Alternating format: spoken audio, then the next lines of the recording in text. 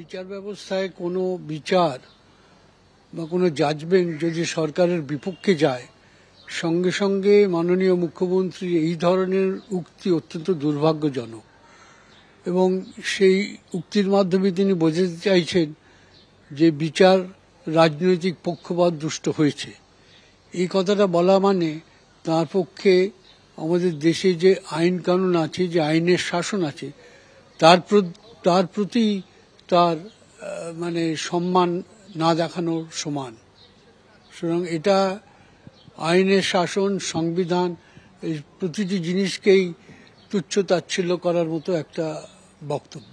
একটা বিচারালয়, একটা বিচার সরকারের পক্ষেও যেতে পারে, বিপক্ষেও যেতে পারে, কিন্তু তাকে রাজনৈতিক পক্ষপাত দুষ্ট বলা অত্যন্ত মানে আইনের শাসনের প্রতি তার যে কোনো আস্থা নেই, এটাই প্রমাণ পায়।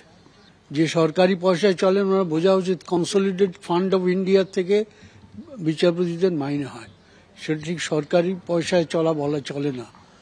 সরকারের ঊর্ধ্বে থেকে কাজ করাটাই হচ্ছে বিচারপতিদের কর্তব্য। না, আজকে আমার অত্যন্ত খারাপ লাগছে যে এরকম একজন জোচ্চোর মুখ্যমন্ত্রীর প্রশাসনের পাল্লায় আমরা আছি। এই মুখ্যমন্ত্রীকে এক্ষুনি পদত্যাগ করতে হবে, এক্ষুনি।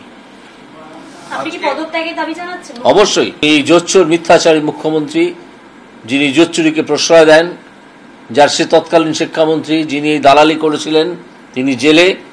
তার যদি বিন্দুমাত্র লজ্জা বলে কোনো জিনিস থাকে, এক্ষুনি তার পদত্যাগ করা উচিত এবং এখন থেকে এই নির্বাচন রাষ্ট্রপতি শাসনের আন্ডারে হওয়া উচিত। 2016 সালে যে প্যানেল হয়েছিল সেই প্যানেল ক্যান্সেল এবং যতজন মাইনে পেয়েছে সবার মাইনে ফেরত দিতে হবে। ডিএমকে নির্দেশ দেওয়া হয়েছে, ডিআই সেটা ডিএমকে দেবে 4 সপ্তাহের মধ্যে।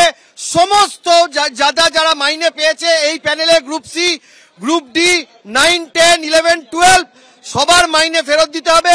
Entire recruitment process have been cancelled by the honourable high court Calcutta.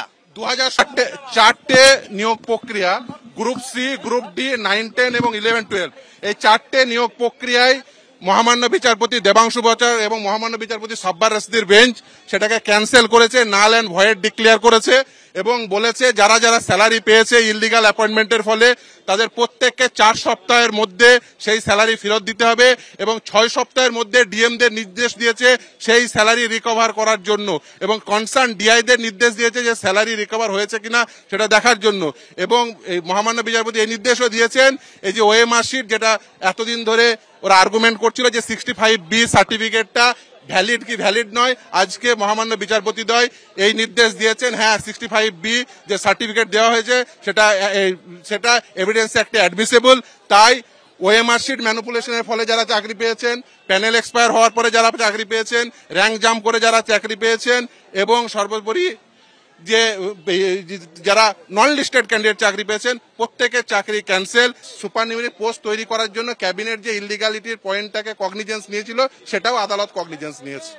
অর্থাৎ আর্টিকেল 12 সমস্ত অথরিটিগুলো যে তারা এই যে সেই ওএমআর শিটগুলোর উপর অ্যাক্টেড আপন করেছে সেটাও আজকে বলেছে।